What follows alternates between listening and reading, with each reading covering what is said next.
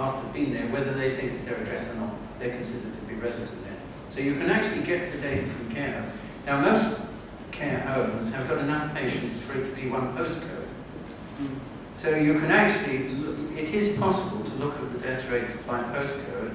You can also look at the admission rate, say for ulcers or fractured neck or femur, things that you would hope people in care homes don't develop more than average. So I've had a number of people have emailed me actually about care homes, and they're concerned. I mean, of course there's a limit to how much you can do, but I would like to be able to do these analyses for care homes. Underneath it all, you've got to actually have the regulator wanting to know the answer. Yeah. This is at the bottom of it all. We, in my view, have a very centralised health service which is under political central control, and that is a problem. You don't, the Prime Minister does not want to have to keep going on to television and apologising for a mid-status.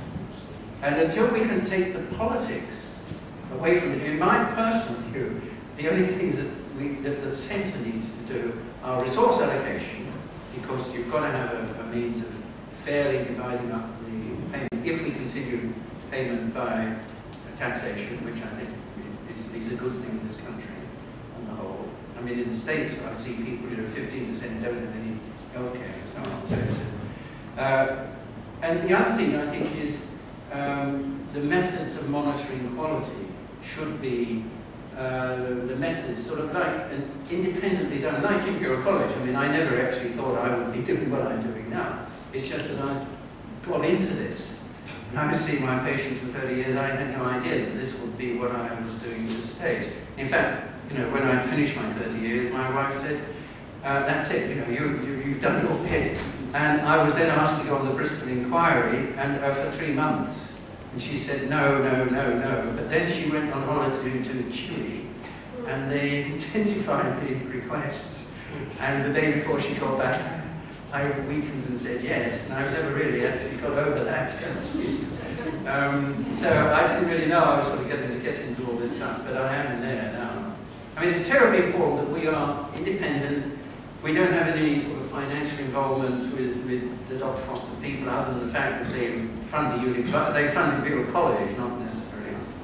And so what we do abroad is also in the same way. You have to not have financial things involved in it because it's so complicated. Ken, you were the third. Yeah, Brian, can I thank you for coming? Thank you. Brian had a horrendous time because of the volcanic ash travelling through Europe to a patient safety conference over the last couple of weeks. And then what he's not said is he's travelled from Paris this morning to get can I also... I said I have proof of my mental ticket. This morning's mental ticket got up at water. He really has changed the way we think about mortality in hospital care. He's been enormously supportive to us, not only because he's helped us to defeat the people in Birmingham University that try on behalf of staff at the hospital to undermine what we as a group here in NHS were trying to do.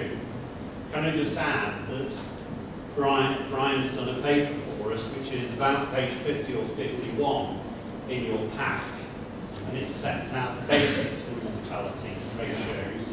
And finally, just to say that staff at hospital, I guess from pressure from us, and hopefully because they believe it ought to be done, are now considering publishing the hospital's standardised mortality ratio for staff at hospital monthly in the local newspapers.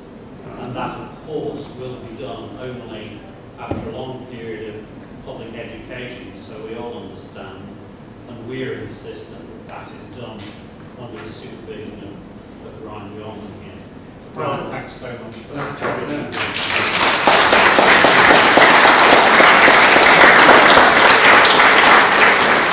I have to thank you, because we would not have got anywhere with Miss Sass without Julie, Ken, Miguel, and various people that I've met here.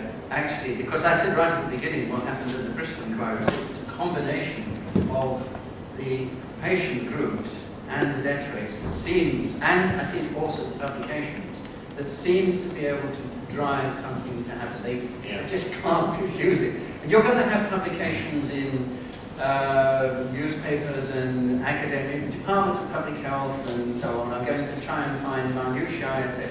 But with all this stuff, you know, I mean, you can say, well, you know, if you multiply by a slightly different coefficient, you get a slightly different thing, therefore ignore it. There are ways of doing all of that, but in fact, we've managed to get through in all the different hospitals. But it's really people like you that we're going, I mean, we wouldn't be where we are without people like you. I might mention about the paper, incidentally. The paper is actually the statement I made to the mid-staffs inquiry. There's a group, a solicitors group called Lee, Day & Co., who asked me to write something, who then put it into better English than I had written, and then I gave it to Ken, and he summarised it. So what you've got is actually my ghostwriter over there, but I also ghostwritten by the person, Rosa Crowing, in